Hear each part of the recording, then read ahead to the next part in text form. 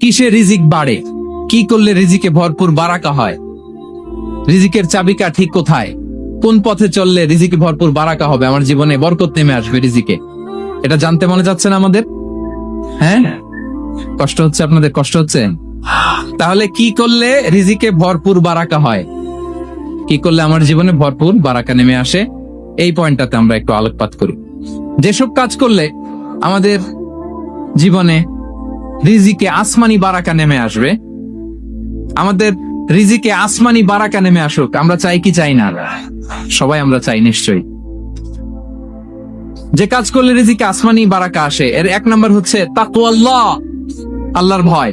আল্লাহ তাআলা বলছেন, ওয়ামান ইয়াত্তাকিল্লাহা ইয়াজআল লাহু মাখরাজা ওয়া ইয়ারযুকহু মিন হাইসু লা ইয়াহতাসিব, যে আল্লাহকে ভয় করে, যে আল্লাহ সচেতন, আল্লাহ তাকে মাখরাজ, মাখরাজ মানে কি জানেন? ওই যে এক্সিট লেখা না এদিকে, এই এক্সিট কে আরবিতে বলে মাখরাজ, মানে কোথাও আটকাবেন না, বের হওয়ার রাস্তা আছে, কোথাও আটকাবেন না, বের হওয়ার রাস্তা আল্লাহ তাআলা অ্যারেঞ্জ করে দিবেন। You will have the way out from crisis, ক্রাইসিসে পড়লে, সংকট মোমেন্টে আল্লাহ তাআলা ওখান থেকে এক্সিটের ব্যবস্থা আপনাকে করে দিবেন। ওয়া ইয়ারযুকহু মিন হাইসু লা ইয়াহতাসিব, এমন জায়গা থেকে আল্লাহ তাআলা রিজিকের ব্যবস্থা করবেন যে সে কল্পনাও করে নাই। এরকম অনেক সময় হয় না যে আমি ভাবিও নাই যে এখান থেকে আমার রিজিকের বন্দোবস্ত হতে পারে।